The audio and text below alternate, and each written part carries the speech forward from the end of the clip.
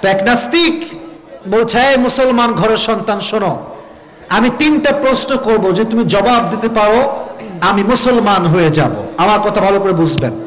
তো 3টা প্রশ্ন কি কি বলো? বলছে, নাম্বার 1 কোয়েশ্চেন, তোমরা যে তোমাদের রবকে বিশ্বাস করো, can you see your god? তুমি কি তোমার রবকে দেখতে পাও? তো মুসলমান বলছে, না আমি তো দেখতে পাই না। So why do you believe on that? তুমি দেখো না মিয়া, বিশ্বাস করো কেন? প্রশ্ন আছে না নাই? ইমানের প্রশ্ন। যুবকেরা মনোযোগ দিয়ে শুনবা। 2 নাম্বার 2 কোয়েশ্চেন, আপনারা জবাব দিবেন। আমি বলি, মানুষ কিসের তৈরি? আপনারা বলেন। মাটির তৈরি। জিন কিংবা শয়তান কিসের তৈরি? আগুনের তৈরি। আর জাহান্নামের যে বস্তু দিয়ে মানুষকে পোড়ানো হবে, শাস্তি দেওয়া হবে, এটার নাম কি? আগুন।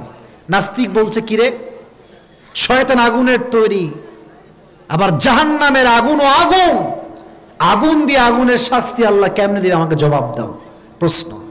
মুসলমান বলছে, তাই তো, কিরে, আগুন দিয়ে আগুনের শাস্তি, হাউ কাম ইট পসিবল? এটা কেমনে সম্ভব?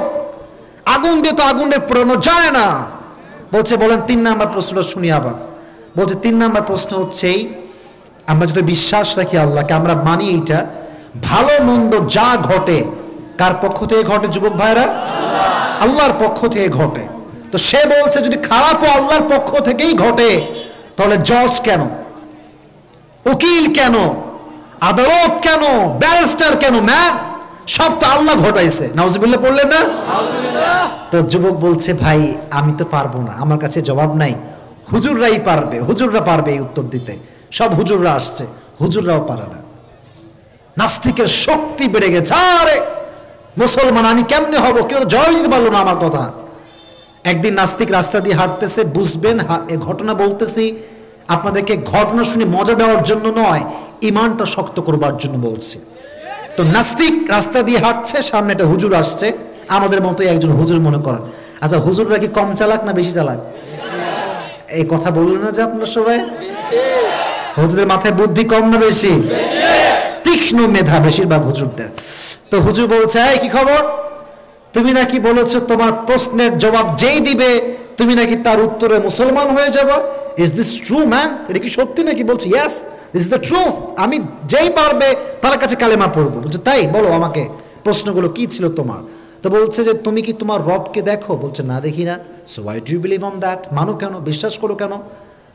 বলছে, 2 নাম্বার বলো, প্রশ্ন কি ছিল? বলছে, আগুন দিয়ে আগুনের শাস্তি কেমনে হবে? আমাকে জবাব দাও। 3, খারাপ ভালো যদি আল্লাহর পক্ষ থেকেই হয়, তাহলে আদালত কেন, জজ কেন, উকিল কেন? হুজুর এই কথা শুনে এমন রাগা রাখছে, রাগের মাথায় একটা কলসি ছিল, মাটির কলসি। কিসের? বলো না, কিসের কলসি?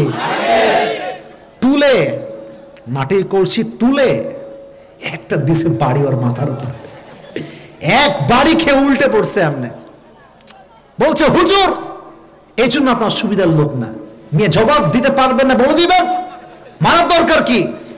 শুরু হয়ে গেছে মুখে মুখে তর্ক। তর্ক করতে করতে কাজীর দরবারে চলে গেছে, রাজার দরবারে। রাজা বলছে, কি খবর হুজুর সাহেব, আপনি কি কাজ করছেন? এইটা জবাব দিতে পারবেন না, দ্যাটস ফাইন, মারবেন কেন আপনি?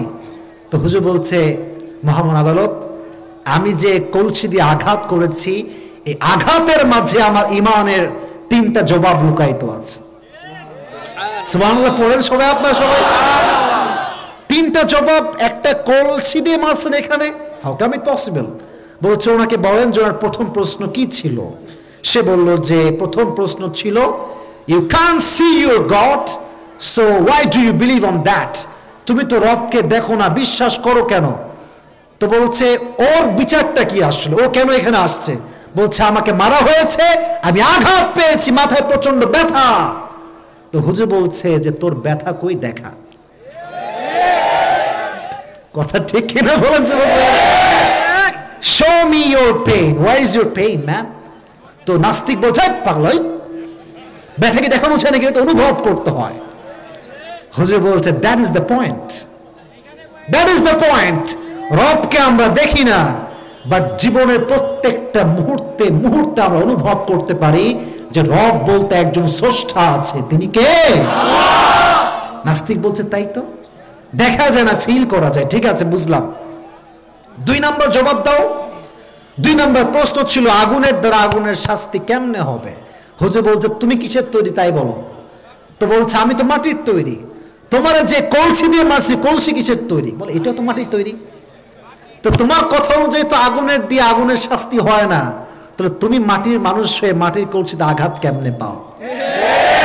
যদি মাটির কলসি দিয়ে আঘাত করলে মাটির মানুষ আঘাত পায়, তাহলে এটা স্পষ্ট প্রমাণ রব চাইলে আগুন দিয়ে জাহান্নামের ভেতরে শয়তানকেও শাস্তি দিতে পারে। এখন সে বলছে বুঝলাম 2 নাম্বার, যাও এবার 3 নাম্বার জবাবটা দাও। জবাব কি দিব বলো, তোমার প্রশ্ন আগে বলো। বলছে প্রশ্ন হচ্ছে খারাপটা যদি আল্লাহর পক্ষ থেকেই হয়, তাহলে উকিল কেন, আদালত কেন, বিচারক কেন? হুজুর বলে আমিও তো তাই বলি, আমি এখানে কেন? আমিও তো তাই বলি, আমি এখানে কেন? ম্যাম আমি যে তোমার মাস, এটা আমি মানে আল্লাহ মারছে, আমার কোনো দোষ নাই।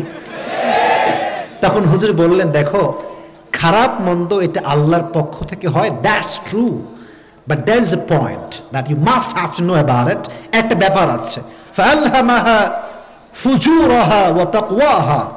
খারাপ যে আল্লাহর পক্ষ থেকেই ঘটে, দ্যাটস ট্রু, বাট আল্লাহ মানুষকে একটা আকল দিয়েছেন, একটা বিবেক দিয়েছেন, একটা জ্ঞান দিয়েছেন। এই মানুষ এই বিবেক দিয়ে বুঝতে পারে জেনা করা গুনাহ, এটা স্পষ্ট হারাম।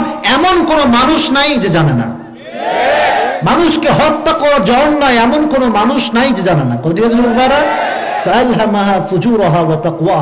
আল্লাহ মানুষকে একটা বিবেক দিয়েছেন, বুদ্ধি দিয়েছেন। যখন কেউ বিবেকের ব্যবহার ভুলে যায়, তাকে স্মরণ করবার জন্য আল্লাহ আদালত দিয়েছেন, বিচার দিয়েছেন, জজ দিয়েছেন, উকিল দিয়েছেন। এর মানে এটা নয় যে সব আল্লাহই করছে। ঠিক কিনা যুবক ভাইরা বলো? তাহলে বোঝা গেল ঈমানের যে জবাবটা আল্লাহ এই সূরাতে দিয়েছে মাঝখানের দিকে, ওটা পরে বলবো। তাহলে আগে মাথায় রাখতে হবে আমরা যারা এসেছি নাস্তিক আমরা না আস্তিক?